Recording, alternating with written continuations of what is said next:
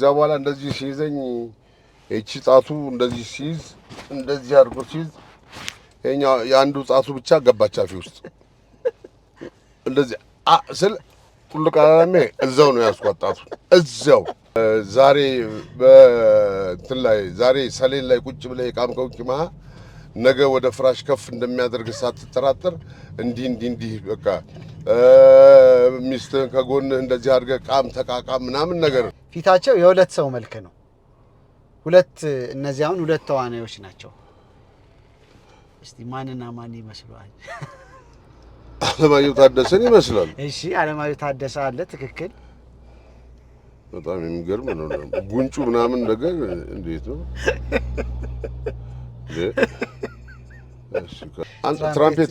ትራምፔት ቻጭሯ እንደዚህ ትራምፔት ስትል እኮ ቅድም ጀምሮ ምን ይመጣል ነበር? በዚህ ቁመቱ አሁን እንዴት ነው? በቃ ሳክስፎኑ በቃ እንደዚህ ጭንቅላቴ ውስጥ የነበረው ታውቃለህ። ቆይ መኪና ውስጥ ልገባ ነው። ምን ልታደርግ ነው የምገባው? መጥረቢያ አለኝ አወጣለሁኝ አልኩት። እንኳን መጥረቢያ ያለ ቦምብ አውጣ ምናምን እኮ አሳያለሁ። መጥረቢያ ሻንጣ ይወስዳል አቀብለኝ በእናትህ ብላ መሀል ላይ አቆመና ሲት አረጋ አቆመና ከመኪና ሲወርድ እናቴ ምን ያክላል መሰለ ልጁ።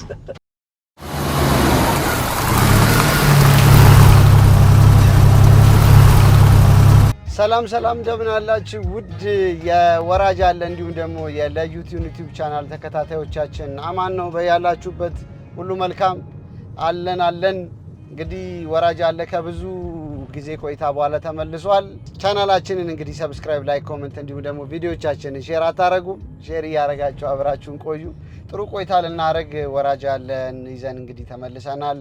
ዛሬ እንግዳችን ተስፋዬ ይማም ነው። ተስፋዬ ይማም እንግዲህ ያው በስንቴ በሚለው በበስንቱ ሲትኮም እናውቀዋለን። ተስፍሽ በጣም ተጫዋች በጣም አሪፍ ሰው ነው። ወደ ተስፍሽ እየሄድኩኝ ነው። ከሱ ጋር ጥሩ ቆይታ የምናደርግ ይሆናል። በያላችሁበት እንግዲህ ሰላም እንድትሆኑ ያው የዘወትር ምኞታችንን ተመኘን።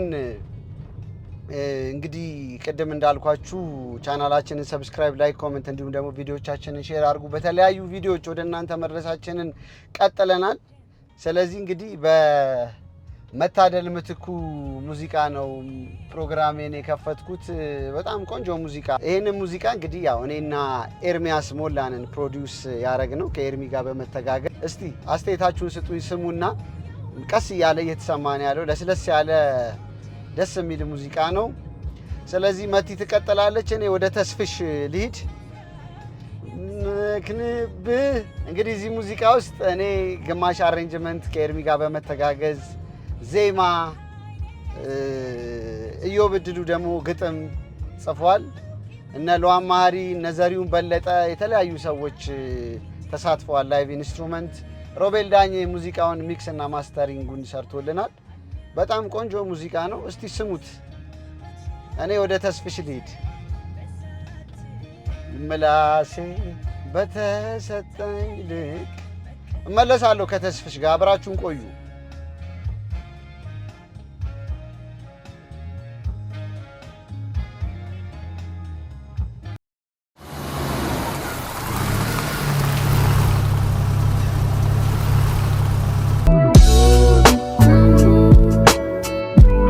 ይህንን ፕሮግራም ስፖንሰር አድርጎ ያቀረበልዎት ኮኮ ብስኩት። ኮኮ ብስኩትን በሁሉም ሱፐርማርኬቶችና በሁሉም ሸቀጣሸቀጥ መደብሮች ያገኙታል። ልዩ ጣዕምን ይዞ መጥቷል። ኮኮ ብስኩት። እንግዲህ ተመልካቾቻችን ከተስፍሽ ጋር ተመልሻለሁ። ከተስፍሽ ጋር ነን ያለነው። ተስፍሽ ወደ ወራጅ አለ እንኳን በሰላም መጣ። እንኳን ደህና ቆያችሁ። በጣም አሪፍ። እንግዲህ ተስፍሽ በጣም ሁላችንም የምንወደው በጣም አንደኛ ተዋናይ ነው እንደምታውቁት። ያው በተለይ አሁን ደግሞ ካረንትሊ በስንቱ በቃ ያው ሁሉ ቤት ነው ያለው። ሰው ቲቪውን በከፈተ ሰዓት አንተ ነህ የምትመጣው መጀመሪያና ደስ ይላል በጣም። በተለይ የዚህ የቴሌቪዥን ድራማ ከሰው ጋር ያለህን ቅርርብ በቃ ኦልሞስት አብሮ እንደመኖር በለው። ሁሌ ሐሙስ ያው ጠብቀን ሁላችንም እኔም በጣም የምወደው ፌቨራይቴ አሁን ካረንትሊ ካሉት ሲትኮሞች በስንቱ ነው እና በመጀመሪያ አድናቆት ቆንጆ ሲትኮም እውነት በጣም ደስ የሚል የፋሚሊ ከቤተሰብ ጋር ቁጭ ብለህ ልታየው የምትችል አይነት ሲትኮም ስለሆነ በዚህ እንታጠፍ እንችላለን እና እንደዛ ስለሆነ በጣም ሁላችንም ቤት ነው ያለው። እስቲ እንግዲህ ከተስፍሽ ጋር ረጅም ቆይታ ልናረግ ነው። ያው የተለመደው ደግሞ ማናቸው ደግሞ የሚል ያው ጥያቄ አለ። ትንሽ ቆየት ብለን ደግሞ ተስፍሽን እንጠይቀዋለን። ስለዚህ ተስፍሽን ወደ ኋላ ልመልሰው። ተስፍሽ የት ተወለድክ? የት አካባቢ ነው የተወለድክ? እኔ ያው ትውልዴ ወሎ ውስጥ ሀርቡ የሚባል ቦታ ነው። የአባቴ መንግስት ሰራተኛ ስለነበረ አንድ ቦታ አይቀመጥም። እንግዲህ እድገቴ ነው ባሌ ሄጃለሁ። በአብዛኛው ግን ያው ከህፃንነቴ ጀምሬ ስለመጣሁ እዚሁ አዲስ አበባ ነው ያደግኩት። ከዚህም እንደገና ወደ ባሌ ሄጃለሁ። ከባሌ ተመልሼ መጥቻለሁ። እድሜ ደግሞ ለአቅመ ውትድርና ሲደርስ ብሔራዊ ውትድርና ሄጄ ወለጋ ኖሬያለሁ። ከዚያ ተመልሼ ነው እንግዲህ እዚህ አዲስ አበባ ስራ የጀመርኩት ማለት ነው። ኦኬ። ስለዚህ ምን ያህል ጊዜ የቆየህ ወታደር ቤት? 2 ዓመት ነው የቆየሁት። ኦኬ። 2 ዓመት ማለት 3 ዓመት ነው ማገልገል ያለብህ።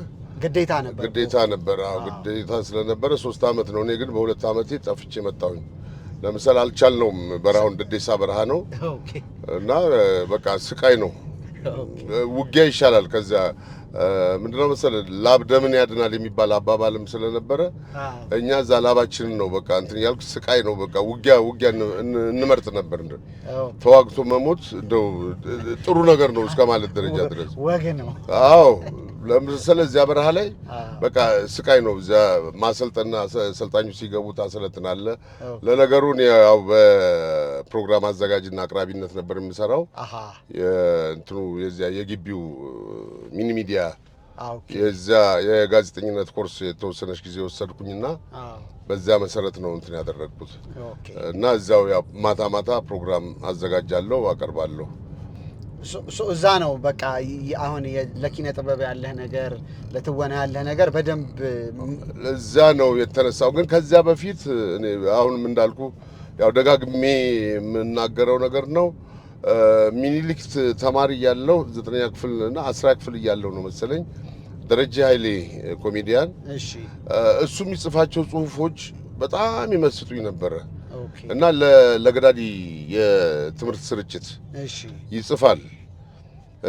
ጋዜጣ ላይ ደግሞ አየዋለሁኝ ደረጃ ኃይሌ እኔ ደረጃ እንትን ጋዜጣ በዛ ሰዓት አድማስ የሚባል የእሁድ የሚወጣ አዲስ ዘመን ላይ የሚወጣ እንትን ነበርና ከአድማስ ባሻገር ነው የሚባል እሱን ለማንበብ እንትን ስል ሁልጊዜ እገዛለሁ ጋዜጣ 20 ሳንቲም ምናምን ነው እሁድ በቃ እንደምን ከሰኞ እስከ እሁድ 20 ሳንቲም ደብቄ በቃ ያገኘኋትን 20 ሳንቲም አስቀምጥና እገዛለሁ ጋዜጣ ማለት ነው። ጋዜጣውን ገዝቼ ያችን አድማስን በማነበበት ሰዓት የደረጃ ኃይሌንም ጽሁፎች አገኛቸዋለሁኝና የደረጀንም ጽሁፍ አገኛለሁ። ያው አድናቆቴን ነግረዋለሁኝ ትምህርት ቤት ምናምን በጣም ደስ ይለኛል። ጓደኛዬ ያደርገው ነበረ። ያው ልክ እንትን እንዳል እኔ ወደ ብሔራዊ ውትድርና ሄድኩኝ። ሲሄድ ያንን ነገር ነው የቀጠልኩት። ለነገሩ ከዛ በፊት አሁን ለገዳዲ ላይ ጽፍ ነበር እኔም ከዛም በፊት ያው ጋዜጦች ላይ በፊት የተለያዩ ነገሮች ጸሐፊዎች ነበሩ። አንበርብር ምንድነው ደግሞ የተለያየ የብዕር ስም እየሰጡ የሚጽፉ ጸሐፊዎች ነበሩና እዛ በመነሳት ነው እንግዲህ ወደ ጸሐፊነቱም መጣሁኝ እነ ደረጀን በማየት ማለት ነው። ያ የምትለኝ አሁን ሚኒሊክ እያለሁ የምትለኝ ከወሎ ከመጣ በኋላ ነው ማለት ነው? አዲስ አበባ ወሎ እኮ እኔ አላውቀውም። በህፃንነቴ ነው ያልኩህ እኮ በህፃንነቴ ነው የመጣሁት። አሁን ትምህርት ቤት ገብቼ ብዙ ቦታዎች ነው የተማርኩት። እዚሁ አዲስ አበባ፣ ወሎ እንደዚህ እያልኩ ነው የተማርኩት። አባቴ መንግስት ሰራተኛ ስለነበረ ማለት ነው። ስለዚህ ስንት ዓመት ላይ መጣ ወደ አዲስ አበባ? እኔ በህፃንነቴ ልጅ እያለሁ በጣም ልጅ እያለሁ ነው የመጣሁት። ስለዚህ የት ተማርክ አዲስ አበባ? አሁን አዲስ አበባ እዚሁ ተማርኩ። ያው ሚኒሊክ እና ኢትዮጵያ ምናምን እንደዚህ ነው የተማርኩት። ዞሮ ምንድነው ያው ወደ ቲያትሩ ወደ ጸሐፊነቱ ገባሁና እጽፍ ነበረ። ጋዜጦች ላይ መጻፍ ጀመር። እሱን እድል እንዴት አገኘ? በቃ ጻፍ እንትን ጽፌ ልክ ደስ የሚለኝ ነገር ማለት ነው። ለምሳሌ ድራማ ጭውውት ነገር ጽፌ ለገዳዲ ሬዲዮ ጣቢያ ሰጠው። ለገዳዲ ሬዲዮ ጣቢያ እዚሁ ሜክሲኮ ነበርና እዚያ ሰጠው። ሬዲዮ ላይ ቀረበልኝ። በጣም ደስ አለኝ። ከዛ ጋዜጦች ላይ ደግሞ ግጥም እንትን የዛሬት ኢትዮጵያ የሚል ጋዜጣ ነበረ።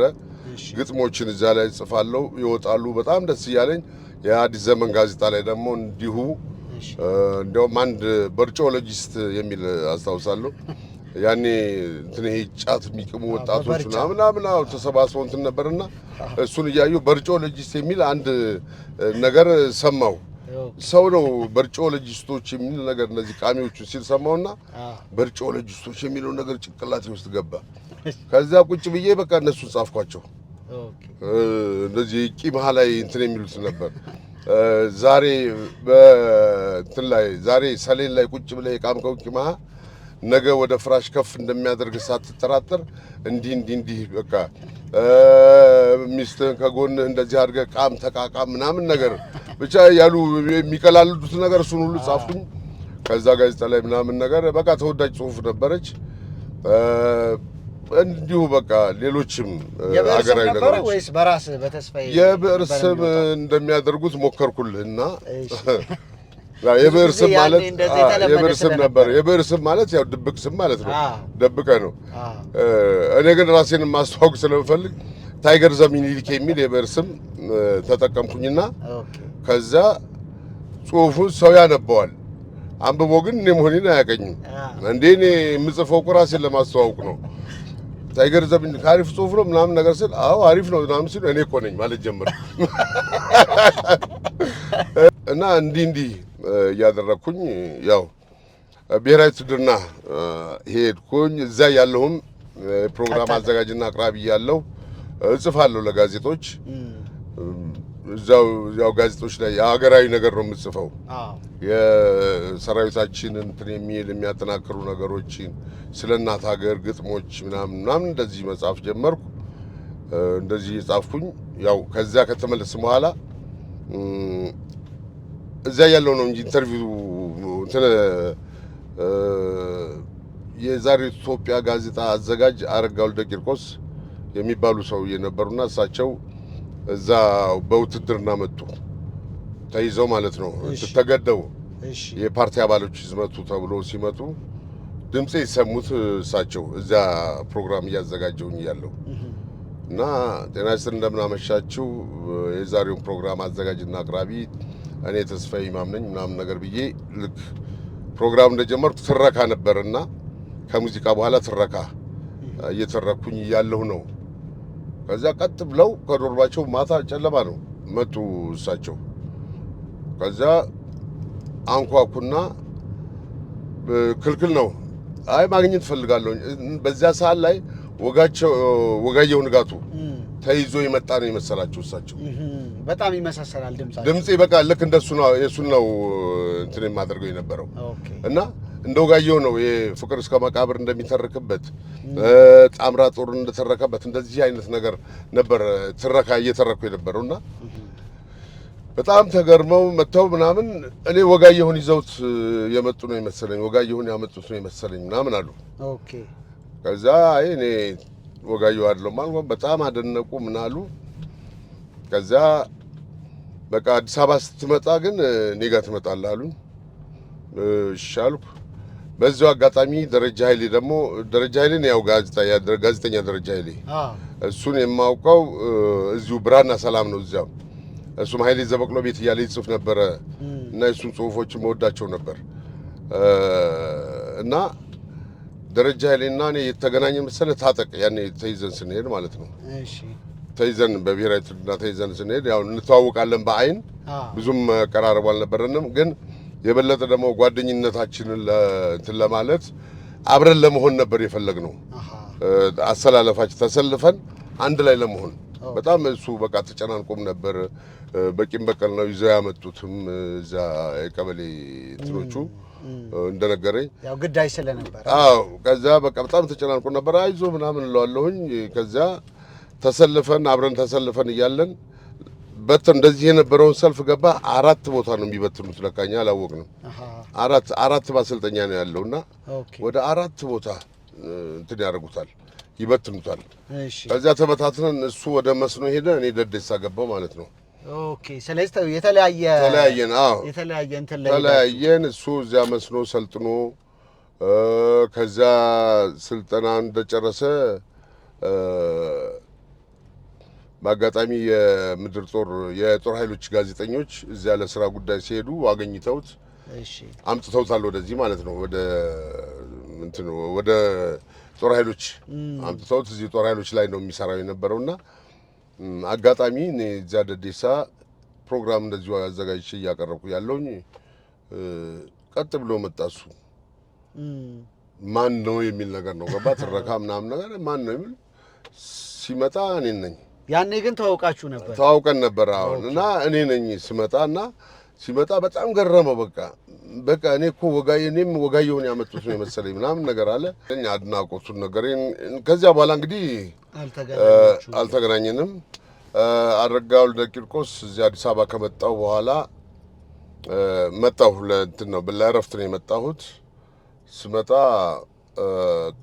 መጥቻለሁ አልኳቸው። ወዲያውኑ አስጠሩኝና እሳቸው ጋር የዛሬ ኢትዮጵያ የወጣቶች አምድ ነው የአዲስ ዘመን ጋዜጣ ላይ መሰለኝ ወጣቶች አምድ የሚባል ፕሮግራም እንትን ነበራቸው አምድ ነበርና እዚያ ላይ የዚያ አምድ አዘጋጅ ኢንተርቪው አድርጎልኝ ምን ብሎ ርዕሱ እንደጻፈው ታውቃለህ?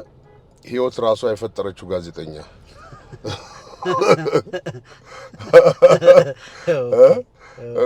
ምን ማለት ነው?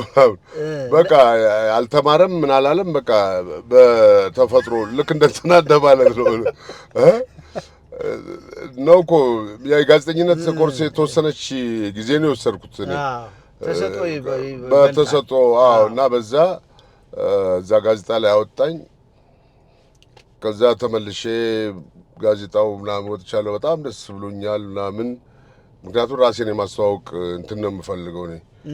ከዛ እዛ ላይ የጠራኋቸው የስራ ባልደረቦች የነበሩ አብጤ ኢማም እንደገና ደግሞ ማን ነው አቤ ግዛቸው የሚባል አሁን እዚያ ለንደን ውስጥ የሆነ እንትን የሆነ እንደዚሁ የአንድነት ሬዲዮ ነው የሚባል የዚያ ፕሮግራም አዘጋጅና አቅራቢ ነው ያሉት። እነሱ ጋር ነው የምሰራው ምናምን ብዬ ነበርና አለቃዬ ደግሞ ከነሱ በላይ የሆነው አለቃችን አለቃ ማን ነው የሚባል ስሙ ጠፋኛውን እሱ ደግሞ እንዴት የኛን ስም አላነሳህም ብሎ ቅጣት በየነብኝ። ማለት ያው 24 ሰዓት እረፍት ሲሰጥህ 24 ቀን ነው አድርገው የምትሄደው። 24 ቀን ቆይቼ ነው የሄድኩት። ለምሳሌ 15 ቀን ቢሰጥህ ማን ነው የ12 ሰዓት ፍቃድ ቢሰጥህ 12 ቀን ነው። ከተማ ወጥተህ ተመልሰህ ትመጣለህ። ታስረህ ትቀጣና በቃ ወደ ስራ ነው የምትገባው። እሱን ትመርጣለህ። ያችን ስለዚህ እኔ 24 ሰዓት ረፍት ነበር የተሰጠኝ። የ24 ቀን ፍቃድ ራሴ ወስጄ አዲስ አበባ ድረስ መጣሁ። ተመልሼ ስሄድ ታስሬ ተቀጥቼ እንዲያውም በዚህ ያንን በማለቴ ከስቱዲዮም ተባረሬ ወፖ ሆንኩኝ ማለት ነው፣ ወታደራዊ ፖሊስ። እዛ ደግሞ ተመቸኝ። በቃ ተኝተህ መብላት ነው፣ ስታንድ ባይ ነገር ነው። በቃ ተነስ ስትባል ነው የምትነሳው፣ ግባ ስትባል ትገባለህ፣ ትቆጠራለህ፣ ትገባለህ፣ እየበላህ መተኛት ነው። በቃ በጣም ወፈርኩ እና ከዛ ከተወሰነ ጊዜ በኋላ ተወርዋሪ የሚባል ነገር መጣ። ምንድነው ማለት ተወርዋሪ? ወደ ሻቢያ እና ወያኔ በእንትን በኩል ገቡ ተባለ፣ በዚህ በአሶሳ በኩልና ከዛ ያው እንግዲህ የምትጠላው አለቆችም ከሆኑ የሚጠሉትን ነው እንትን የሚያደርጉ የሚልኩና ከዛ መሀል ከተጠሉት መሀል አንዱ ሆኛለሁና ያው ረፍቷ መሆን አለበት። ተወርዋሪ ተተኳሽ የሚባል ነገር አለና እሺ ከነሱ መሀል ላይ አንዱ መሆኔን ያው የሚወደኝ ሰው ከዛ መሀል በጭምጭምታ ነገረኝ። እኔ መጣሁኝ በቃ ወደ አዲስ አበባ መጀመሪያ እናቴን ልሰናበት ብዬ እና የሚሆነው አይታወቅም። በቃ እኔ መጣሁኝ። እንደመጣሁ ለነገሩ ያው እንትን ነው በሙሉ ነው ያለቁት። ከኛ ግቢ የወሰዷቸውን በሙሉ ነው ያስጨረሷቸውና እዛው ያው ሻጥር ስለነበረ እንግዲህ የተረፉትም ቆስለውም ምን ብለውም የተረፉ ልጆች አሉ። ተማርከው ምናምን እንትን ያሉ በግፍ ነው ገባ ዝም ብለው ወሰዷቸው። ያው እንትና አስጨረሷቸው። እኔ ተርፍ ያለው ማለት ነው። እንዴት ተረፍክ አንተ? ወደዚህ ስለመጣ እኔ ወደዚህ ስለመጣሁ ነው የተረፍኩት እንጂ ያው የመጀመሪያው ሟችም እኔም ልሆን ነበር። ምክንያቱም ትክክለኛ ውጊያ እንዲዋጉ አይደለም የተላኩት። ጠላት ያለበት ቦታ ላይ ዝም ብሎ አስገብቶ በቃ መሳሪያ ተጥቅፍቱ ምናምን ብለው መሳሪያ አስፈትተው እረፍት አድርጉ ምናምን ብለው ጠላት የከበበው ቀለበት ውስጥ ጠላት ቀለበት ውስጥ ነው ያስገቧቸው እና ያስጨረሷቸው። እንደሰማሁት ከሆነ እንዴት ሳትመለስ ቀረ? እኔ አልኩ። ከዛ በኋላማ በቃ መጡ እነሱ ወያኔዎች። ሻዕቢያም እየገፋ መጣ። በቃ እዚሁ አዲስ አበባ ገብተዋል እነሱ ቀድመው። ስለዚህ ምን አስኬለኝ በቃ እንዲያውም ልንገርህ የእነሱን ያዘመታቸው የእኛ አዛዥ የነበረ እዛ ሰልፍ መሪ የነበረ ሰውዬ ሻምበል ነው። እነሱን እንደገና ደግሞ እየመራ ይዞ ሄደ። አዋጊ ሆኖ እየመራ ይዞ ሄደ ሰውዬ ነው የጠላት ቀለበት ውስጥ አስገብቶ ያስጨረሳቸው የሚባል ነገር ሰምቼ ነበረ። ያ ሰውዬ ግን ደግሞ በዚያ በእንትን ከወያኔዎች ከገቡ በኋላ አዛዥ ሆኖ በፓጃሮ መኪና መርካቶ አገኘሁት። ገባ የኛ አለቃ የነበረ ሰውዬ። ያኔ ነው የደነገጥኩት እኔ በቃ ሻምበል ነው ለካ ከወያኔ ጋር ይሰራ የነበረ ነው። እንግዲህ ምንም ማድረግ አይቻልም። ያው ለውጥ ነው። ያው ከለውጡ ጋር ደግሞ አብረን እንግዲህ በጣም ጥሩ። እሺ እመለሳለሁ። በጣም ደስ የሚል ቆይታ ነው እንግዲህ ተመልካቾቻችን እያደረገን ያለ ነው ከተስፍሽ ጋር። እስቲ ጨዋታችንን ደግሞ ለማዋዛት አንድ ጥያቄ ልጠይቀውና እስቲ ያው የተለመደው እናንተ እንኳን ታውቁታላችሁ ተስፍሽ በዚህ ጉዳይ ምን ይላል የሚለውን እስቲ እንይ። ምን አድርጌያለሁ መሰለህ? ሁለት ሰዎች አደባልቄ ያስቀምጫለሁ። ማንና ማን እንደሆኑ ትለይልኛለህ። እነዚህ ፊታቸው የሁለት ሰው መልክ ነው። እነዚህ አሁን ሁለት ተዋናዮች ናቸው። እስቲ ማንና ማን ይመስላል? አለማየሁ ታደሰን ይመስላል። እሺ አለማየሁ ታደሰ አለ። ትክክል። በጣም የሚገርም ነው። ጉንጩ ምናምን ነገር እንዴት ነው? እሺ ካለማየሁ እሺ ማን ነው? አለማየሁ ነው። ሌላ ማን ነው? አለማየሁ ኧረ አለ። አለማየሁ ፊቱ እንዳለ ያስታውቃል። ልክ ነው። ግን በጣም ሰፋና ፊቱ እንዴ አለማየሁ ፊት ይሄን አያክልም። እሺ አንተና አለማየሁ ናችሁ። እኔ አለሁ እዚህ ውስጥ አለ። አሁን አፍንጫ አንተ ነው ለምሳሌ ይኸው ተው እንጂ። አዎ እንደዚህ ነው ስትደባለቁ። ያው አለማየሁ አይቶታል። ግን ይሄንን ጥርሱ እዚህ አካባቢ ግን እንትኑ የሆነ የአለማየሁን ፊት ያበራል። ይወስድና የሆኑ ግን አካላቶቹ ያንተን ያደርጋቸዋል። ለዛ ነው ምናልባት ፊቱ መስፋት እንደው ወየኔ ይሆን። አፍንጫ አንተ ያደርጋል። ጸጉሩ የሱ ነው። ለምሳሌ ጸጉሩ የሱ ነው። አፍንጫ አንተ ነው። አፍንጫ እኔ ነው። አዎ እና ላቆም እንደዚህ አይነት ተመልካቾቻችን እያዩ ነው። እስቲ እነሱ ደግሞ ይፈርዳሉ። እሺ እንቀጥል። ጥላሁን ዘውገ ያለ ይመስለኛል። በጣም ትክክል። ጥላሁን ዘውገና ነጻነት። በጣም ትክክል። ነጻነት ወርቅነህና ነጻነት ወርቅነህ ያስታውቃል። እሺ እንቀጥል። እቺ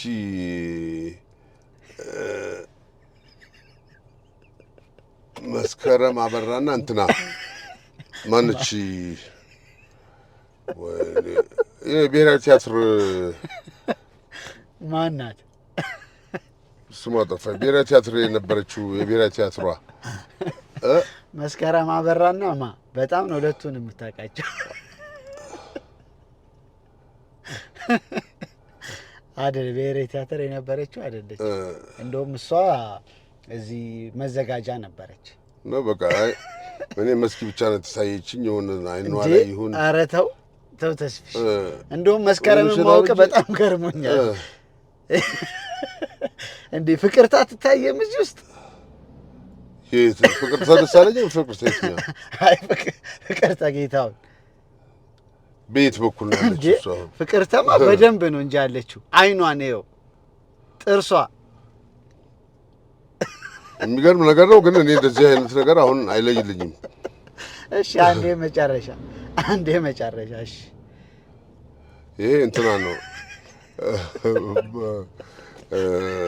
ፋንቱ ማዶዬ አለ። እሺ ትክክል። ከዛ አፉ አካባቢ ማን ነበረ መሰለ? ተስፉ ብርሃኔም አይደለም ተስፍሽ አይደለም። እንዲሁ አንጋፋ ተዋናይ ነው እሱ።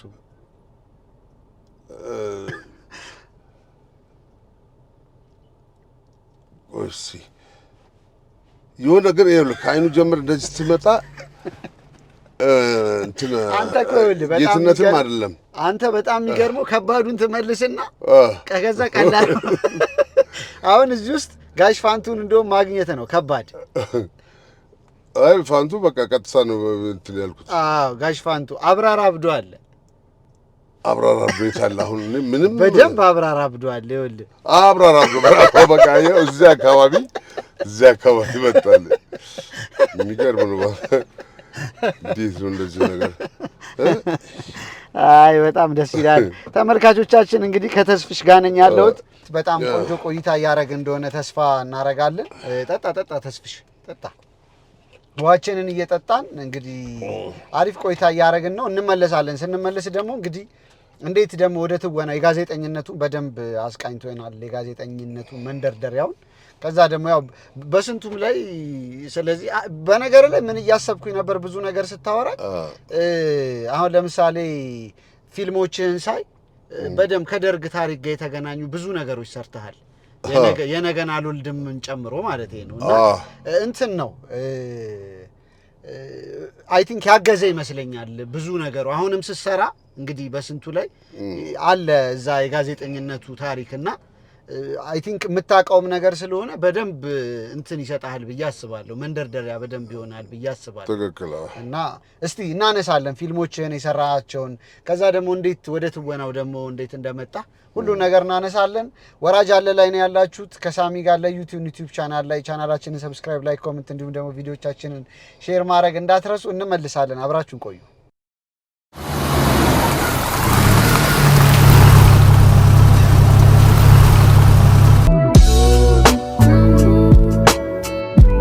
ይህንን ፕሮግራም ስፖንሰር አድርጎ ያቀረበልዎት ኮኮ ብስኩት። ኮኮ ብስኩትን በሁሉም ሱፐር ማርኬቶችና በሁሉም ሸቀጣሸቀጥ መደብሮች ያገኙታል። ልዩ ጣዕምን ይዞ መጥቷል። ኮኮ ብስኩት። እንግዲህ ከተስፍሽ ጋር ወራጅ አለ ላይ ነው ያላችሁት። ዛሬ ተስፍሽ ነው እንግዳችን። ተስፋዬ ማም ለረጅም ዓመታት እንግዲህ በኢትዮጵያ ኪነ ጥበብ ውስጥ ያለ ሰው ነው። ስለዚህ ስለሱ የህይወት ተሞክሮ ስለሰራቸው ስራዎች እያወራን ቆንጆ ቆይታ እያደረግን ነው። በሱ ምርጫ አንድ ሙዚቃ ብየው ያው ብዙ የሙዚቃ ሰው አይደለሁም ብሎኛል፣ ግን ቆሜ ልመርቅሽን በጣም ነው የምወደው፣ ደስ የሚል ስሜት አለ ለዚህ ሙዚቃ ብሎኛል። እንደ ድል ደግሞ ሆኖ እኔ እዚህ አልበም ላይ ትራምፔት ሪከርድ አድርጌለታለሁ ለጋሽ ጥላሁን። ያው እንግዲህ በህይወት ኖሮ አብሬው ቢጫወት ደስ ይለኝ ነበር፣ ግን ያው እንግዲህ እግዚአብሔር አልፈቀደም። አንድ 3 ትራኮች እዚህ አልበም ላይ መከበር በከንፈር አንድ ኦሮሚያ ዘፈን ምናምን ላይ ትራምፔት ነው። ያው ያሬድ ግሬት ነኝ። ኧረ እባክህ ትራምፔት ቻጭሯ እንደዚህ ትራምፔት ስትል እኮ ቅድም ጀምሮ ምን ይመጣል ነበር? በዚህ ቁመቱ አሁን እንዴት ነው? በቃ ሳክስፎኑ በቃ እንደዚህ ጭንቅላቴ ውስጥ የነበረው ታውቃለህ። ምክንያቱም ሳክስፎኑ መሬት ነክቶ ነገር የማየው ነገር መሰለኝ። ምን እንዳለኝ አንድ ሰው አንድ ቀረጻ ላይ እጄ አየኝ። ያው መኪና ውስጥ በተለይ አንዳንድ ሰው ይሄኛው ብቻ ነው የሚያውቀውና ሲያየኝ እንዴ ለካ ወዳ አይደለም መኪና ውስጥ ምከርስ አረ እንደው ሚዲያ ላይ ታወራልኛለህ ያልኩት ያው አንዳንድ ሰው ወይ ግዙፍ መስሏለሁ አጣር ያልኩት ሰው ነኝ። በነገራችን ላይ አንድ ያየሁትን ነገር ልንገር። እነዚህ ታክሲ ከዓለም ባንክ እየመጣሁ ነገር ነውና ጋቢና ነኝ ያለሁት። ታክሲ ሹፌሮች አንዳንድ ጊዜ ዝም ብሎ አንዳንድ ታክሲ ሹፌሮች ማለት ነው ዝም ብሎ አፋቸው እንዳመጣላቸው የሚናገሩት ነገር አለ። ይሳደባሉ ምናምን። አንዱ በቤት መኪና መጣና ከፊት ለፊቱ ቀደመውና እንትን ሲል ቤቤቤቤ አረገ። ይሄም እየፈጠነ ነበረ። እሺ ቀስ በላለው ያኛው ቆሽ ብሎት ዳሊ ሲል ይሄ ታክሲ ሹፌሩ መሳደብ ጀመረ። ሲሳደብ ያኛውም እየነዳ ነው በባብ ያለ በትራክስ አጨናነቀውና ቆመለት። ታክሲ ሹፌሩ ቆመና አሰደበው ልጁን።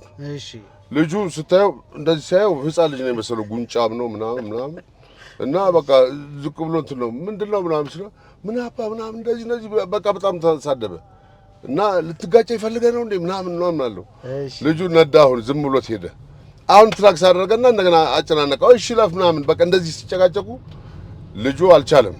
እሺ መሀል ላይ አቆመና ሲታረጋ አቆመና ከመኪና ሲወርድ እናቴ ምን ያክላል መሰለ ልጁ ግዙፍ ነው ረጅም ነው ምናምን እሱ ዝቅ ብሎ እኔ እንትን ወንበር ላይ የተቀመጠም አልመሰለኝም። በቃ ወንበር ያለው አይመስለኝም እንትኑ ይሄ የተቀመጠበት ቦታና ብድግ ብሎ ወርዶ እንደዚህ ሲል ግዙፍ ነው። በቃ ጋሽ ያለ ታክሲ ሹፌሩ እስኩሪሱን ቆልፉታል። መስታወቱ ዝጉት።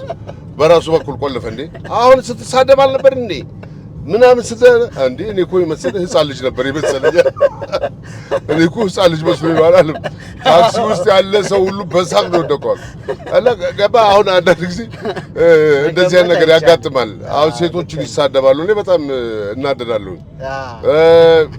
በቃ ህፃን ልጅ ይመስለዋል። በቃ እንደዚህ በቃ ፊቱን አይት ያደርግና በቃ የሚሳደቡ ስድብ በጣም የሚዘገንን ነው። በቃ ልጁ ናውረድ አለው። በቃ ናውረድ ስለው እንዴት ብሎ ይውረድ? አሁን ስትሳደብ ወረድና ያው እንግዲህ ሞክረው እንጂ ይለዋለሁ። እንዴ ጋሼ እኔ እኮ ህፃን ልጅ ነው የመሰለኝ። አያዩትም እንዴ ፊቱን ጉንጩን አያዩትም እንዴ? ልክ እንደ ሰውዬው ሞራል ይመጣል ይሄዳል እንዳለ ልክ እንደዚህ አይነት ገጠመኝ ነው እኮ እሱ ሙረድ ሲባል ሞራል ይመጣል ይሄዳል። ትክክል። አሁን አይ በጣም ደስ ይላል። ተስፍሽ በጣም ተጫዋች ነህ አይደለም? እንትን ነው አንዳንድ ሚዲያ ላይ የማይ ሰው ኮስታራ ነህ ብሎ አያውቅም። ኮስታራ ትመስላለህ አይደል? አዎ እንትን ላይ በቃ የምሰራቸው ስራዎች በአብዛኛው ሲሪየስ ስራዎች ስለሆኑ ኮስታራ መስላችኋለሁ። ግን በያው ባኗኗሪ እኔ ካልቀለድኩኝ ካልተሳሳኩኝ ቀኑ የሚያልቅም አይመስለኝም እና ከጓደኞቼ ጋር በቃ እየፈጠርንም የቆዩ ቀልዶችንም አሰማምረንም እናወራለን። በቃ ዘና እያልክ መዋል ነው። በነገራችን ላይ ቀረጻ ላይም እኔ ከዚህ ውጭ ምንም እንትን ማድረገው ነገር የለም። ያው ሲሪየስ የሆኑ ስራዎችን ብሰራ ኮስተር እንዳልኩኝ ወይም ደግሞ ፊቴንም እንዳጨፈገኩኝ አይደለም ውዬ የሚሄደው። በመሃል ላይ በቃ ሰብሬ እገባለሁ። ትቀልዳለህ፣ ትጫወታለህ ከክሩ ጋር። አዎ ከክሩ ጋር ወይ ዳይሬክተሩ ሲጨናነቅም ካየሁት አንድ ጊዜ ምን ሆነ መሰለህ ምናምን ብዬ የሆነች አጭር መልዕክት አለችኝ። አንድ ጊዜ ልንገራችሁ። ኧረ ተስፋዬ ቆይ እንግባ ምናምን ሲሉ ቆይ በቃ የግዱን መሳቅ አለበት ያ ዳይሬክተር ገባ።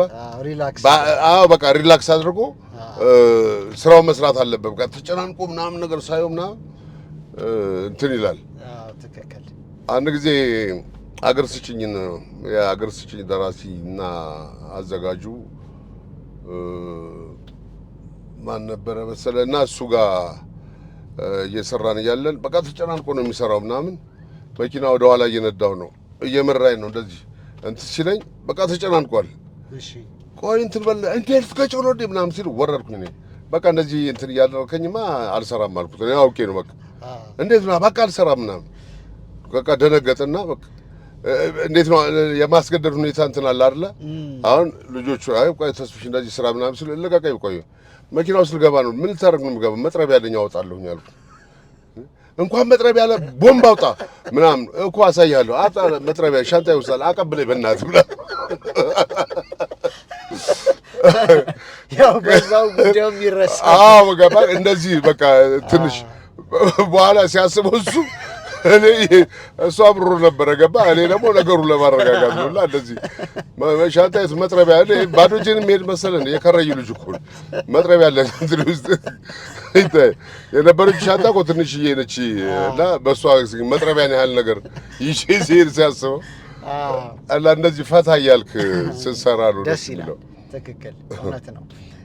ምን ላንሳ መሰለ አይ ቲንክ ከሰራቸው ውስጥ እኔ በእርግጥ አላየሁትም፣ ኢንፎርሜሽን ሰብስቤ ነው። አንደኛው ገጸ ባህሪ በጣም ይለያል አይደል? የዚህ የዳዊት እንዚራ ላይ የዳዊት እንዚራ ቲያትር ነው። ቲያትር እዛ ላይ የአንድ የጅል አይነት ገጸ ባህሪ ነው አይደል የተጫወትከው? የአእምሮ ዘገምተኛ ነው። ኦኬ፣ የአእምሮ ዘገምተኛ ነው። እሱ ትንሽ ይለያል። ይለያል። ታውቃለህ? እኔ ከዚያ በፊትም ከዚያ በኋላም ሰርቼ አላውቅም አይደል? እና ጥላሁን በመክሊት እንትን ነው በጣም የተዋወቅ ነው እና የተግባባ ነው። እዚያ ላይ ካስት አድርጎኝ መክሊት ፊልም ነበረውና ከዚያ በሆነ አጋጣሚ ተገናኝተን እያወራን እያለን ቲያትር አለ፣ ለምን ቲያትር ላይ አትሰራ ምናምን ነገር አለ። ቲያትር እንዲያውም ብሰራ ደስ ይለኛል አልኩት። ያው ወደ አርቱ ከተመለስኩ በኋላ ማለት ነው እንግዲህ እየጀመርኩ ያቋረጥኳቸው ቲያትሮች አሉ። ግን ያው አልቆ እንደዚህ ለህዝብ ያቀረብኩት የለም። ብሰራ ደስ ይለኛል አልኩት። ዳዊትን ስራው አለኝ። በቃ ታመጣዋለህ ወፍራም ምናምን ስለሆንኩኝ ምናምን ከዛ ትችለኝ ምን ሰማ ነበረ መሰለ ከዚህ በፊት እነ ወጋየሁ ንጋቱ እና ውላቸው ደጀኔ እነ ሲራክ ታደሰ የሚሰጣቸውን ካራክተር ፍለጋ ገባ ወደ ህዝብ ነው የሚገቡት ለጥናት። አዎ በቃ የተሰጣቸውን ካራክተር ይፈልጉታል እና ህዝብ መሃል ነው የሚፈልጉት። ሰካራም ከሆነ ሰካራሙ እንዴት ነው እንትኑ እንዴት ነው በቃ ባለስልጣንም ከሆነ እነዚያ ባለስልጣናት ጋር ይቀርቡና ባለስልጣናትን ንግግር ቶናቸውን ይሄ ድምጻቸው ቶ ምናምን እንትን እንደሚሉ ሲናገሩ ሰማ ነበረ እና ከዚያ በፊት ከዳዊት እንዚራ በፊት አሁን እዚያ ላይ የተሰጠኝ መክሊት ላይ የሰካራም ካራክተር ነው። ኦኬ የሚገርም እዚያ ላይ ጠጅ ቤት መግባት ጀመርኩኝ። ልታይ በደንብ አዎ ጠጅ ቤት ገብቼ እንዴት እንደሚሆኑ ሰካራሙ ምናምን ማየት ጀመርኩኝ እና ልብሴን የሚገርም እንደዚህ በቃ ያሉኝን ንጹህ ልብሶች የኔ ልብስ ለአንዱ ሰካራም ሰጣሁትና ጫማ ጭምር ሰጣሁትና የሱን ወሰድኩኝ ከነ ኮፍያው ከነ ለበሰው መክሊት ላይ ልታገኘው ትችላለህ። በዛው ነው የተቀረጸው። በዛ ልብስ በዛ ልብስ እንትን አልኩኝ። በቀጥታ ልብሱን ይዤ ሄድኩ። እንዴት እንደሚል ሁሉ አይቼዋለሁ። ከዛ በሻንጣ ሰው በሻንጣ አዳዲስ ልብስ ነው ይዞ የሚሄዳለ። በሻንጣ ይዤ ሄድኩኝና ከዛ ይዘህ መጥተሃል አለ ጥላሁን። አዎ ገዛሁኝ እኮ ልብስ ገዛሁ አልኩት። በቃ የተነበ ልብስ ነው እሱን ይዤ መጣሁ። ያው ከውስጤ ራሴ ንጹህ ቲሸርቶች ምናምን ነገር ቲሸርት ለብቻለሁ። ያንን ጋዋኑን፣ ኮፍያውን፣ ጫማውን፣ ሱሪውን አድርጌ የአረቄ ቤት የሚቀረጽ ነው ገባሁና ሰራሁት። በቃ ማንም የሚገርምህ ተስፋዬ ነው ብሎ ማንም ያወቀኝ ሰው የለም። እኔን በአካል የሚያውቁኝ ሰዎች ፊልሙን አይተው ወጥተው እኔ እንግዲህ የትያው እንትን እንዳሉኝ አያውቁኝም።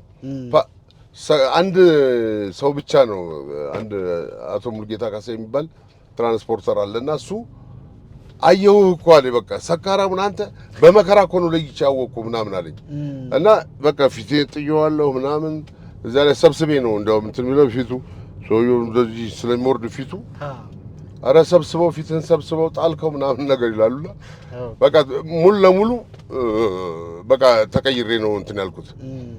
እሱን ሰርቻለሁ። አሁን እንዳልኩ እነሱ ይሄንን ሲሉ ስለሰማ ስለነበረ ብዙ ጊዜ የሚሰጠኝን ነገር ራሴን እየቀየርኩ እንድሰራ ፈልግ ነበረ ያን ካራክተር ለመሆን በቃ እና የዳዊት እንዚራን ሲሰጠኝ ያ አካባቢያችን ላይ ያሉ የአእምሮ ዘገምተኞች አሉ እንዴት እንደሚሄዱ እንዴት እንትን እንደሚሉ በቃ ያለው ሁኔታ እሱን በደንብ አይቻለሁ።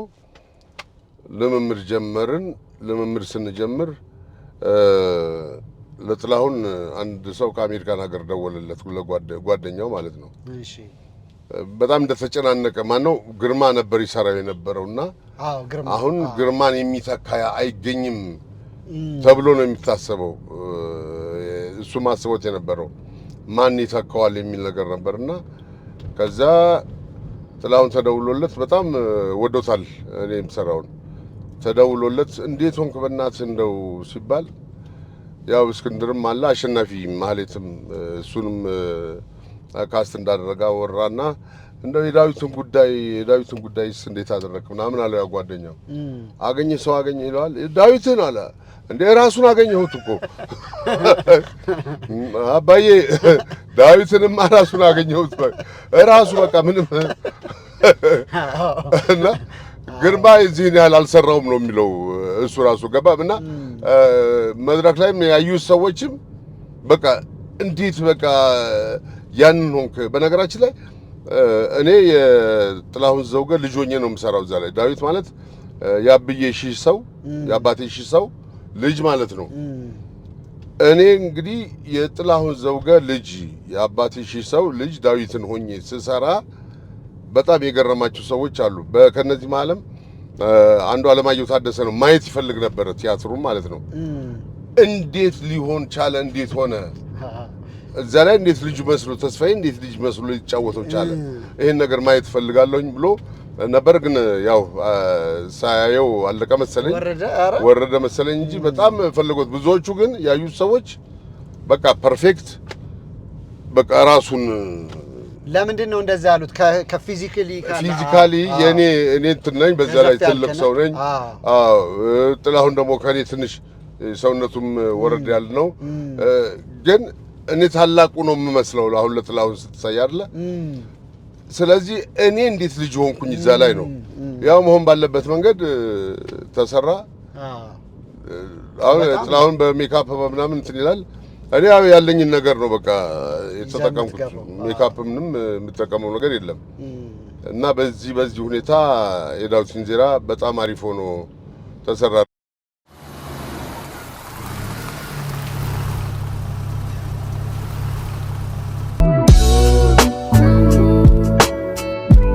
ይህንን ፕሮግራም ስፖንሰር አድርጎ ያቀረበልዎት ኮኮ ብስኩት። ኮኮ ብስኩትን በሁሉም ሱፐርማርኬቶችና በሁሉም ሸቀጣሸቀጥ መደብሮች ያገኙታል። ልዩ ጣዕምን ይዞ መጥቷል። ኮኮ ብስኩት። እስቲ ተስፍሽ ስለዚህ ዘፈን ደግሞ ማውራ።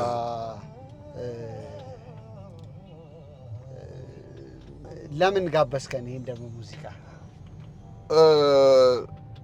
እውነት ነገር እኔ ከምንም በላይ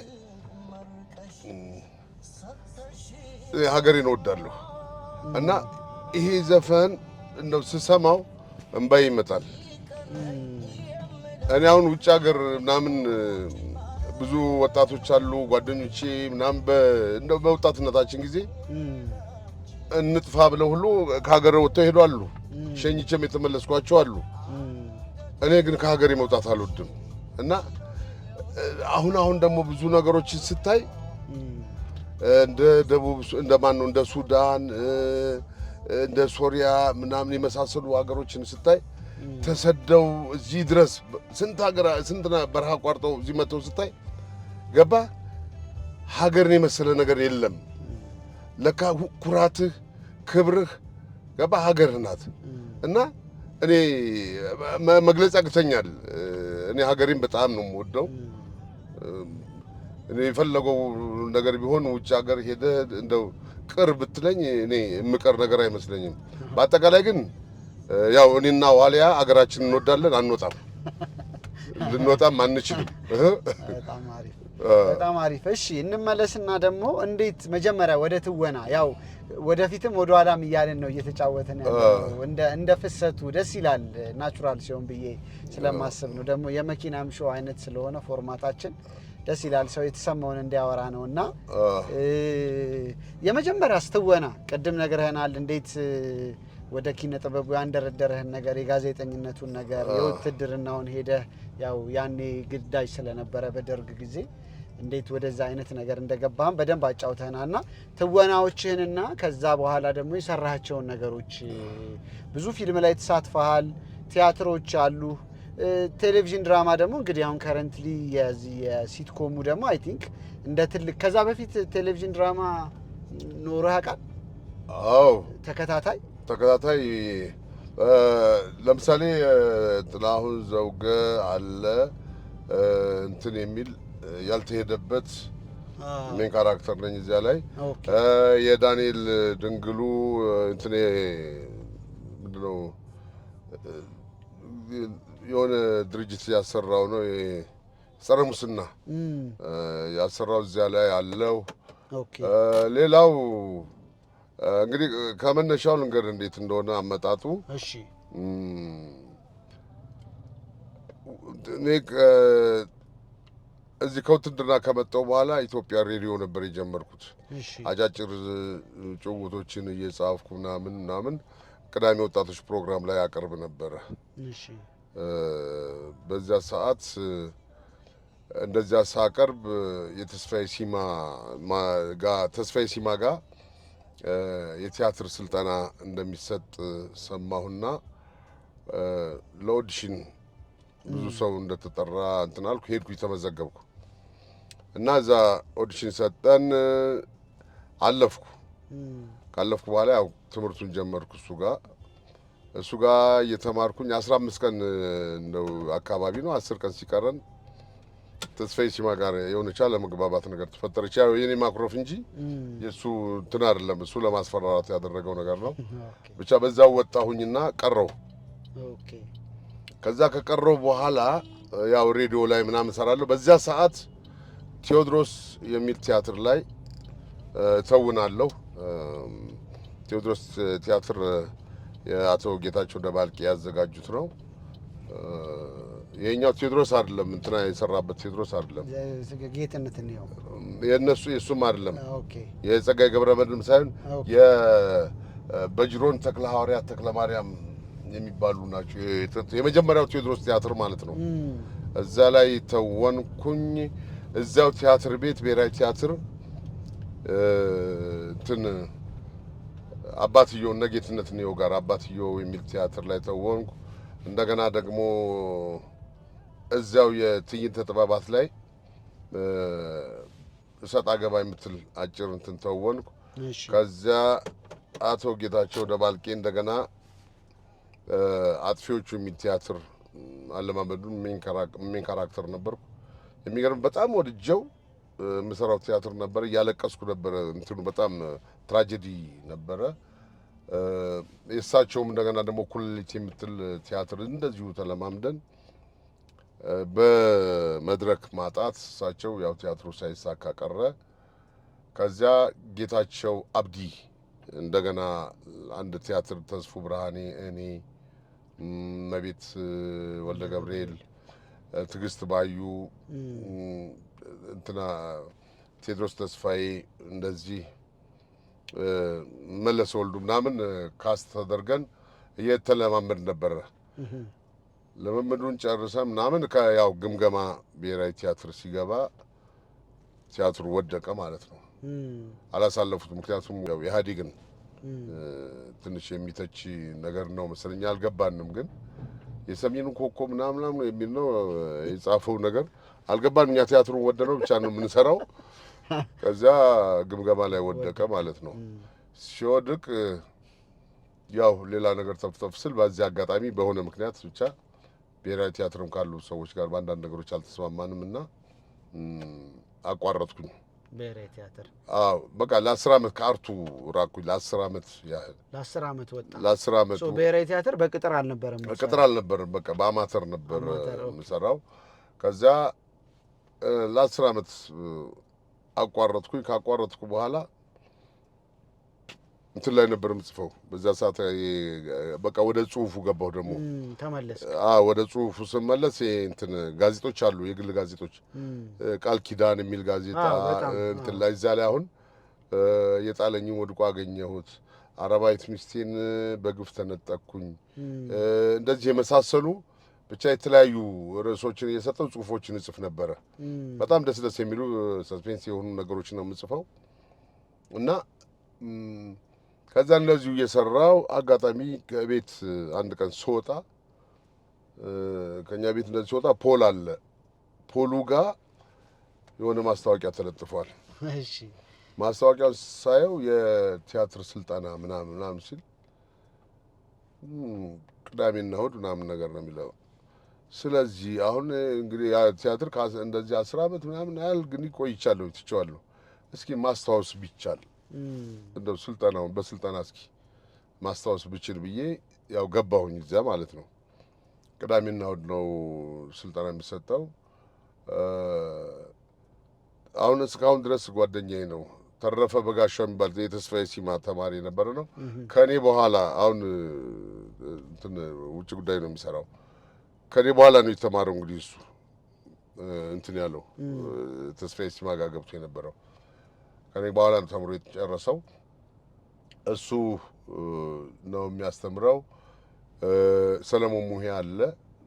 የልምድ ልውውጥ የሚል ነገር ይመጣሉ ምናምን እዚያ ላይ ኢሳም አበሻ እዛ እየተማርኩኝ ማለት ነው። ኢሳም አበሻ ቲያትሩን ለምን የሚል ግን ለምን የሚል ፊልም ጽፎ የመጀመሪያ ይመስለኛል እሱ ፊልም። ከዛ ከኛ ጋር ነው ካስት ያደረገው ምናምን የተወሰኑ ልጆችን። ያው ከዛ በፊት እንትኖች አሉ፣ ሲኒየሮች አሉ። ከዛ እዛ ላይ ካስት አደረጉኝ የመጀመሪያውን በቃ ማለት ነው። ከዛ እሱን ላይ ሰራው። ከዚያ ደግሞ ቀጥሎ እንትና ሰለሞን ሙሄ የሚያዘጋጀው የሶፊያ መሐመድ ነው የምትባለች የእሷን ደግሞ ሀረግ የሚል ስራ እዚያው ካስታረጉኝ እንትን ሐኪም የመንደር ሐኪም ነገር ሆኜ ነው እሱን ሰራው። ከዚያ ግርማ በቀለ ከምሲ የእሱን ስራ ደግሞ እንትን የሲኦል ሙሽሮች ላይ ካስት አደረገኝ። ፊልሞች ናቸው ሜን ካራክተር ሆኜ የሰራው እሱን። ከዚያ በኋላ አልቆምም። እንትን ያልኖርኩት ልጅነት የሚል ከዛ እንደገና ደግሞ መንትዮች ከዛ በቃ እንዲህ እያለ ብቻ በርካታ ስራዎች ሰራው። የነገን አልወልድም ስራዎች ነገን አልወልድም ላይ ደረስኩ። እዚያ አብርሽ ጋር ሄድኩኝ ምናምን ኦዲሽን ሰጠው። ከዛ እዚያ ላይም ካስተደረኩኝ ያው እሱ ስራ ሰራው። በጣም ተወዳጅ የሆነ ስራ ነበር። ጉማም ተሸለምኩበት። የጉማ አዋርድም ወሰድኩ። ከሱም በኋላ ደግሞ ሌሎች ስራዎች እንዲሁ ይሰራ ምናምን ቁራኛዬ ላይ ደረስኩ። ቁራኛዬ ደግሞ ያው እሱም በቤስት ሰፖርት ካራክተር እሱም አዋርድ ወሰድኩ። እንዲህ እያልኩኝ ያው ፊልሙ የበዛ ሄደ። ወደ ቲቪ ድራማ ደግሞ ስመለስ ቲቪ ድራማ ወደ ፊልሞቹም ከመግባት በፊት ይመስለኛል አዲስ ቲቪ ላይ ነው የጀመርኩት። ተስፋዬ ኃይሌና ሳምሶን ወርቆ የሚያዘጋጇቸው ስራዎች ላይ እባካችሁ እያልኩ እየጠየኩኝ ነው። እባካችሁ እኔ መስራት ፍላጎት አለኝ አሰሩኝ እያልኩ እየገባሁ ነው የሰራሁት። እነሱ ለምንድን ነው የጠቀሙኝ? በቃ ምን ሰርተሃል ለሚባለው ነገር እንዲህ ሰርቻለሁ የምትለው ነገር ይመጣል። የሆነ ቦታ ላይ አሁን እንትን ይጠሩና እስቲ ከዚህ በፊት የሰራሃቸው ስራዎች ይላል። አይ እንዲህ ሆኜ ሰርቻለሁ ትላለህ። በቃ ያው ልምዱ እንዳለህ ስለሚያስቡ ካስት ያደርጉሃል ማለት ነው በሚያሰሩ ስራዎች። እንዲህ እያለ እንግዲህ የሆነ እንትን የእግር እሳት አለ የቲቪ ድራማ የአብርሃም ገዛኸኝ የእግር እሳት ላይ ነበር። ልክ ነው። ብርሃኑ ድጋፌም መስከረም ከዚያ በፊት ደግሞ እንደዚሁ አንድ ኢቢኤስ ላይ ነው ኢቲቪ ላይ የተላለፈ እንደዚሁ ፖሊስ ሆኜ ምናምን ነገር የፖሊስ ኮማንደር ሆኜ የሰራሁበት። ልክ ነህ፣ ትክክል። ብቻ እንደዚህ ብዙ አሉ። በተለይ ፖሊስ እየሆንኩ የሰራኋቸው ብዙ ናቸው። እንደው ርዕሳቸውንም አሁን እንትን አለውም። በነገራችን ላይ ፊልሞቹም አሁን ርዕሳቸው ሁሉ ጠፍቶኛል። ቢያንስ እንደው እንደ ቁጭ ብለህ ጻፍ ብትለኝ እኔ ከ10 እና ከ15 በላይ እንደው ግፋ ቢል 20ዎቹን ባስታውስ ነው ጠቅላላ ስራዎች እንጂ በጣም ብዙ ስራ ነው የሰራሁት። እና ምንድነው በዛ መሰረት ነው የመጣሁት። አሁን ዞሮ ያው በአሁኑ ሰዓት ደግሞ አየር ላይ ያለ እንትን ነው በስንቱ ነው ተወዳጅ ከሁሉም ስራዎች እንዳውም በላቀ መልኩ አሁን እኔ ወርጄ ከመኪና ወርጄ አሁን በእግሬ ብሄድ እነዚህ ህጻናቶች ሁሉ አያሳልፉኝ። የሚገርም በቃ ገለታ ነው የሚሉት። በቃ ልክ የቂጣ ኩያቸው የቆሎ ጓደኛቸው ነገር ነው የሚሉት። እና በስንት ሄደና ነው ገለታ ምናምን እና በቃ በሱን አሁን ትልቅ ህዝብ ልብ ውስጥ ገባው ብለም የምለው በዚህ ስራ ነው። አሁን በሄድኩበት ቦታ ትልቅ ክብር ያሰጠኝ ይሄ ነው። እንግዲህ ሌሎች ብዙ ስራዎች ሰርቻለሁ። የቅድስት ይልማ ነው የእሱ አሁን እንትን ዶቃ ነው የሚል ፊልም ላይ አይተው ከሆነ እዛ ላይ አለው። ያው የቲቪ እንደገና ደግሞ አሁን ዲኤስቲቪ ላይ ሲተላለፍ የነበረ የረቂቅ መንገድ የሚል ላይ እዛም ላይ አይተው ከሆነ እዛ ላይ አለው። ብቻ በርካታ ስራዎች አሁን በቅርቡም ደግሞ የሚለቀቅ አለ። አሁን በቅርብ የሚለቀቁ ብዙ ስራዎች አሉ። ትላንትና እንዲያውም ዶክተር ሞገስ ስራ አንድ ስራ አለና በተለያዩ ምክንያት ቆይቶት ነበር። አሁን ሊለቀቅ ነው ብሎ ሰሞኑን እንድንገናኝ ቀጥሮኛል። እንግዲህ አሉ አሁን በቅርቡ የሚወጡ ስራዎች አሉ። ቲቪ ላይ የሚወጡ አሉ። ፊልም ደግሞ እንደዚሁ ጥቅምት ላይ ይመረቃል ተብሎ የሚጠበቅ አሁን አንድ ፊልም አለ ማንዴላ ጋር እና ሰለሞን ሙሄ ጋር የሰራ ነው። እዚህ ክፍለ ሀገር ሄደን ነው የሰራ ነው። ይሄ እንትን ሁሩታ የሚባል ሀገር የዳይሬክተሩ እንትና ነው ሄኖክ ድንቁ። ስለዚህ እሱም አሁን ይወጣል። ሌሎች የቲቪ ድራማዎች የሚገርም የሰራኋቸው ፊልሞች ያልወጡ አሉ። በተለያየ በበጀት ምክንያት ይሁን በምናምን ያልወጡ አሉ። እንግዲህ ከወጡ ለቲቪ ድራማም ተብሎ እንደዚሁ ሄኖክ ድንቁና እኔ የሰራነው ስራም ነበረ። ማነች ስሟ የነብዩ ኢድሪስ ሚስት ጋር ሁሉ የሰራነው ነበረ። ከሀና ጋር የሰራነው ከእሷም ጋር የሰራናቸው ስራዎች ነበሩና በተለያየ ምክንያት እንግዲህ አልወጡም ይመስለኛል። እንግዲህ እነዚያ ሁሉ ከወጡ ያው የሰራሁትን ፊልም ቁጥር ይጨምራል። ኪሴን ባያደልበውም ስራውን ኪሴን ባይሞላውም የሰራሁት ስራ ቁጥሩ እንዲጨምር ያደርጋል። ግን እንደው ብዙ ጊዜ የሀገራችን ፕሮዲውሰሮች ይህን ያልሰራሁ ብለህ ቁጥር እንድትጨምር እንጂ እንደው ኪሴውን ኑሮህ የተሻለ ነገር እንዲጨምር አድርገው አይከፍሉም። እና በዛ ምክንያት ነው የግድ ተገላብጠህ ነው የምትሰራው። ለልጆቻችን እንግዲህ የምናቆየው ነገር ከሆነ ወደፊት ልጆቻችን የተሻለ ነገር እንዲሰሩ ያው ሲኒማውን ባለበት እያስቀጠልክ ሄደህ እንግዲህ ያው ጡረታ ስንወጣ መውጣት ነው። ለነገሩ አሁንም ጡረታ ወጥቻለሁ እኮ። አይ እውነት ለመናገር ተስፍሽ ያው በጣም እኔ በግሌ ያው በጣም አድናቂ ነኝ። እንዳልከው ቁጥሮቹ የሚያሳዩት ያው ብዙ እንደሰራህ ነው። እውነት ለመናገር ደግሞ በብዙ መንገድ አለ። ቲቪ ድራማው ላይ፣ ቲያትሩ ላይ፣ እንደገና ፊልሙ ላይ ሬዲዮ ድራማም እና ታለንትህም ሰፋ ያለ ነው እንዳልከው። ድምፅህን ያው ራሱ እንደዚህ ደግሞ በአካል ደግሞ ሳገኘ በጣም እንትን ብሎብኛል። የምር ይሄ ግርማ ሞገስ ያለው ድምፅ የለም እንደዛ አይነት ነው። እና ለሬዲዮም እንደው ሬዲዮም ላይ አሁን አየር ላይ ቢውል ድምፅ በጣም ደስ የሚል አይነት ነው። እና ያው የነበርክበትም የሰራህበትም አይነት ነገር ነው እዛ ላይ ቅድምም እንዳስረዳኸኝ። እና በጣም ነው የምንወድህ። እንግዲህ ቲቪ ደግሞ ድራማ ቅድም እንደተባባል ነው ያው በተለይ ተከታታይ ድራማ ሰው ቤት ድረስ እንድትገባ ያረጋሃል። ከሰው አይምሮ አጠፋም ሁሌ ያለ እንዳልኩ ሐሙስ ሁሌ ጠብቀን ያው ገለታ በስንቱ ብለን እናያለን ማለት ነው። ደግሞ ለምሳሌ እንትን የአርባ ምንጭ ሰዎች አለኝ አንዱ አገኘኝና አጋጣሚ አንድ ጓደኛ ያለና እዚያ ሀብተ ጊዮርጊስ እሱ ጋር ሲሄድ አርባ ምንጭ ሰዎች እሱ ጋር ይሰባሰባሉ። አርባ ምንጭ በአብዛኛው ማየት የምንፈልገዋል የገለታና የበስንቱ ጭቅጭቅ ነው። ገለታና በስንቱ ከሌሉበት በቃ ብዙ ጊዜ ሰዎች አናየውም አለ እና ሁልጊዜ እናንተ ጭቅጭቅ ባደረጉት ምናምን ነገር ሁሌ በቃ እናንተ በቃ በጣም የሚያስቀም የምንወደው እንትን ነው ይላል። አይ ሁሌ አይሆንም። አሁን ገለታ ምንድነው አለቃ ነው ገባ።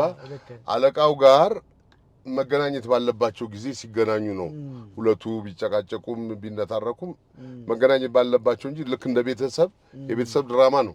እንደ ቤተሰብ ሁሌ አይገናኙም እና በዛ ምክንያት ነው ደግሞ ያው እያጓጓ ሲመጣ ነው ቆይቶ ሲመጣ ነው ደስ ብሎ በፍቅር በናፍቆት የሚታየውና በጣም የሚገርም ብዙ ህፃናቶች አሁን እኔን ለማግኘት አለማየሁን ለማግኘት በጣም ይፈልጋሉ።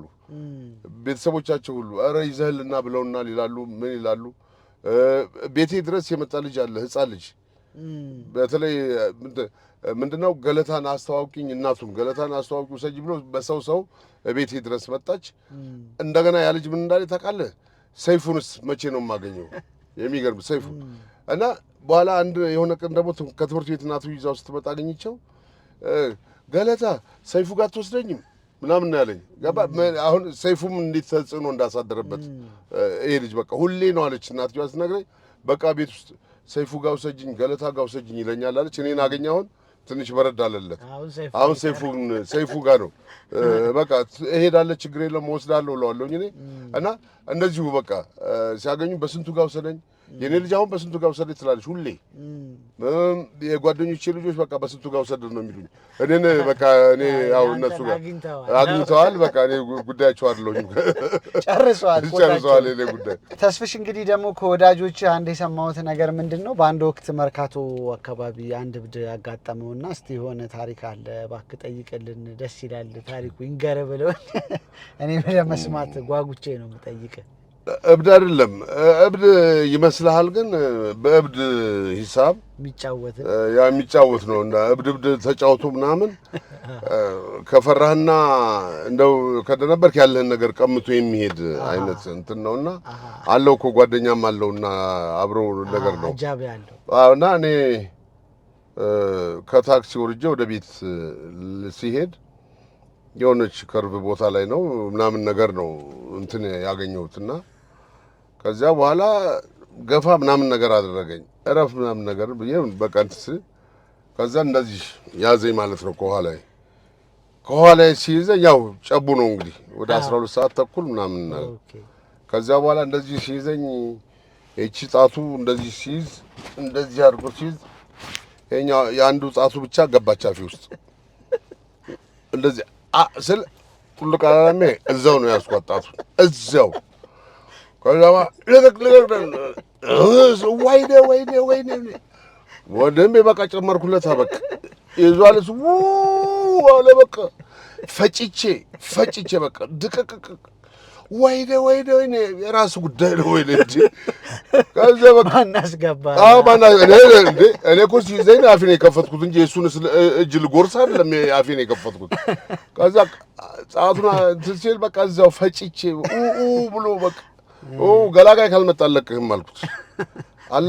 ምክንያቱም እንደብድ ነው እሱ በድንጋይ አሁን በድንጋይ ቢያነሳ እሱ ጋር ሲወራወራ እንትን አይደለም በገላጋይ መጥቶ በስነ ስርዓቱ ወደ አንድ ቦታ ጠጋቢ ያደርጉኝ ነው እንጂ እንዴ በቃ እዛ እንደዚሁ ፈጭቼው በቃ አረገላግሉኝ ብሎ ሰው መጥቶ ምናምን በቃ ገላገሉት እና በቃ ተገላገልን ወይኔ እያለ እኔም ጥዬው ሄድኩ። በቃ እብድነቱ ለቀቀው እንጂ እንትን ይነፉና ይሄ ሐሺሽ ገባ እንደሱ ስለሚያደርጋችሁ እንደብድ ደግሞ አንተ የምትፈራ ነገር ከሆነ ያለህን ነገር ቀምተው ይዞ የሚሄዱ አይነት ነገር ነው። ግድንግድ እኮ ነው ግን በቃ ይመስለኛል መጠጥም አለ ሐሺሽ ነገር ነው የወሰደውና በቃ እንደዚህ ልክ እኔ እኮ አልፌው ሄጃለሁ ገፋ አደረገ ሂድ ብዬ ገፋሁት ነኝ። ከዛ አልፌ ሲሄድ ነው ከኋላዬ በኩል ያዘ በቃ ሲይዜ ገባልኝ በቃ አፌ ውስጥ ሲገባ እዛው መቼ በቃ እዛው ወይኔ እዛው እየጨመርኩ በቃ እዛው በቃ ያው እዚች አካባቢ ላይ መጀመሪያ መታ ያደረገኝ ነገር አለች። ኦኬ እንትን በቃ እንደዚህ እንዳያስኩት እንዲህ ያደረገ እንትን ያለ እኔ እንዴት ብዬ ነው የምለቀው አባቴ በቃ አለቅም በቃ ሰው ካልመጣ ሰው ጉዴን አይቶ ነው እንጂ መለካው ጉዴን አይቶ ሊለው እንጂ እና ያቺ ናት በቃ። እና ያው ተደባደብን። ያው ሳይዘርፈኝም ወደ ቤት የገባው ደግሞ ለቤት ወጪ ብዬ ደግሞ ብር ይዤ ነበረ። ያንን ቢወስድማ በቃ ቢያንስ 1 ወር ቤት የሚሄደን አልነበረብኝም። በጣም አሪፍ። እንግዲህ ከተስፋዬ ኢማም ጋር ነበርን። ተስፍሽን በጣም ነው የምንወደው። እንደሰማችሁት ነው ብዙ አይነት ታሪኮች አሳልፎ ነው እዚህ ጋር የደረሰው። ደስ ይላል። እኔ ለምንድን ነው እንዳንተ አይነት ሰው እንደዚህ በብዙ ነገር ውስጥ ያለፈን ሰው ኢንተርቪው ማድረግ ወይ ቆይታ ማድረግ በጣም ደስ የሚለው፣ በተለይ እዚህ ዘመን ላይ ላሉ ሰዎች። አንዳንዴ ልክ ቲቪ ላይ አሁን ሰው በስንቱን ይሆናል መጀመሪያ የሚያየው። ከዛ በፊት ያለህን ነገር፣ የመጣህበትን ነገር፣ የተጓዝከውን ጥረትህን ሁሉ ነገር መቼም ያለ የሆነ መስዋዕትነት ውጤት የለም እና ያው በብዙ መንገድ ውስጥ አልፈን ነው እዚህ ጋር ደግሞ ሁላችን የምንገኘው። እና ለምሳሌ ሙዚቃ የሆነ ለሙዚቃ ቅርብ ስለሆንኩኝ አንድ ሰው አልበም ሲያወጣ ይመስለዋል አንዳንድ ሰው ሙዚቃን የጀመረው ከዛ በፊት የመጣውን ልፋት የሄደውን ርቀት ማንም ሰው አያውቀውም እና ያ ምናልባት የመጨረሻ ውጤት ሊሆን ይችላል ለሰውየው። እና እንዳንተ አይነት ሰው ሲያይ መቼም ቀላል አይደለም ነገ መስራት እንዳለበት እዚህ ጋር ለመድረስ መስዋዕትነት እንደሚፈልግ ያው ትምህርት ይሆናል ብዬ አስባለሁ። እና በጣም እንኮራብህ፣ በጣም ምንወድህ ተዋናይ ነህ። አንድ ነገር የምጨምርልህ እንደው ከመጨረሳችን በፊት ብዙዎቹ ወደ አርት ወደ ትወና መግባት የሚፈልጉ ሰዎች አሉ። አሁን እንዳልከው ነው። ዝም ብሎ ድምጽ ስላለው ብቻ ዝም ብሎ ዘፋኝ አይኮንም። የሚያምር ድምጽ ስላለው ሪትሞች አሉ፣ ብዙ ነገሮች አሉ በሙዚቃ ውስጥ መታወቅ ያለባቸው ነገሮች። እነዚያን ነገሮች አውቆ ነው ገባህ እንደው ዘፋኝ መሆን የሚቻለው እንጂ ዝም ብሎ በድምጽ እንዳመጣለት ሜዳ ላይ ቁጭ ብሎ እንደሚያንጎራጉር አይነት ነገር አይደለም ዘፋኝ መሆን የሚቻለው። የራሱ ዕውቀት ሊኖረው ይገባል። በዕውቀትም መዳበር አለበት። ትወናም እንደዚያ ነው ገባ። እኔ እንዳልኩ ተስፋዬ ሲማ ጋር የቲያትር ትወና ተምሬያለሁ። እንደገና ደግሞ ግን በዚያ በቂ አይደለም ሳይ ማስታወቂያ ሳይ አይ ይሄንንም እስኪ ይሄን ስልጠና ደግሞ እንትን ልበል እስኪ ለማስታወስ ተጨማሪ ስልጠና ልውሰድ ነው ያልኩት እንጂ ስለምችል ሞክሬም ጀምሬም ስለነበረ እንግዲህ ልብ አድርግ ወደ 3 ቲያትር ከተወንኩ በኋላ ነው 3 ቲያትሮች ላይ ተውኜ ነው ያቋረጥኩት የነበረው። በሬዲዮ ድራማዎች፣ ሬዲዮ ጭውውቶች ሁሉ እየሰራሁ የነበረው ካቋረጥኩ በኋላ ነው። ከ10 ዓመት በኋላ እንደገና ስልጠና ወስጄ ወደ ትወና የመጣሁት እና የራሱን የቻለ ገባ ስልጠና ያስፈልገዋል። እንደ እንትኑ ይሄው ማዘር ችግር የለም። እሺ አሜን አሜን። እሺ እና ወደ ትወናው የሚመጡ ሰዎች ልተውን ብለው ከማሰባቸው በፊት ለመተወን ሲያስቡ ምን ነገሮች ያስፈልጋሉ? ከካሜራ ጋር የሚኖራቸው ግንኙነት፣ ከዳይሬክተር ጋር የሚኖራቸው ግንኙነት ገባ ጥናት እንዴት ሊጠና እንደሚችል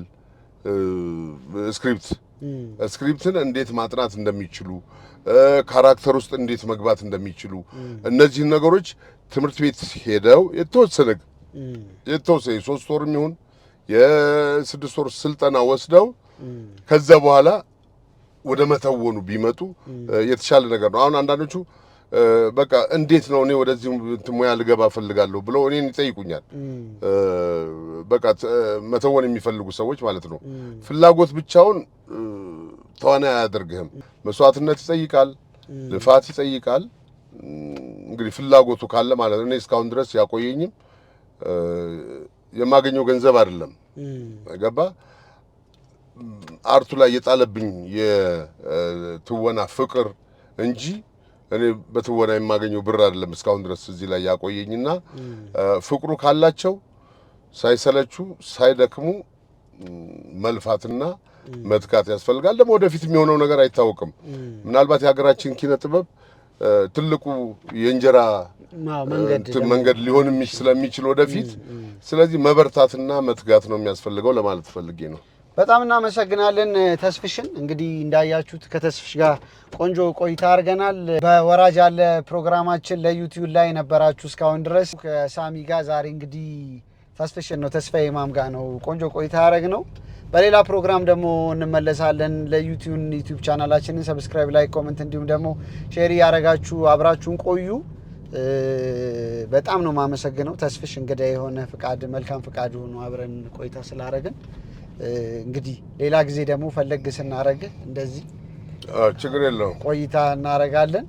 በጣም እናመሰግናለን። በያላችሁበት ለተስፍሽም ረጅም እድሜ ከጤና ጋር ተመኘንለት። እኔም በጣም አመሰግናለሁ። እንደዚህ በቃ ከተማ ለከተማ እያንሸራሸርክ ኢንተርቪው ስላደረከኝ በጣም ደስ ብሎኛል። ምክንያቱም ወንበር ላይ ቁጭ አድርገው ነበረ እስከዛሬ ያው የምናዘዘው። አንተ ግን ከተማውን እያሳየኝ ነው። በጣም ቆንጆ ከተማ ነው። እንደዚህ ዞር አይቻላቅም። እኔ በጣም አመሰግናለሁ። በጣም አመሰግናለሁ። እኔ መልካም ጊዜ በያላችሁበት። እኛ ተሰነባበትን። ቻናላችንን ሰብስክራይብ አድርጉ። በሌላ ፕሮግራም እንመለሳለን። መልካም ጊዜ በያላችሁበት። መርሃባ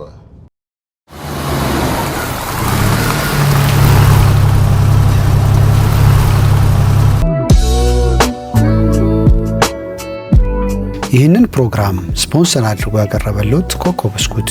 ኮኮ ብስኩትን በሁሉም ሱፐርማርኬቶችና በሁሉም ሸቀጣሸቀጥ መደብሮች ያገኙታል። ልዩ ጣዕምን ይዞ መጥቷል። ኮኮ ብስኩት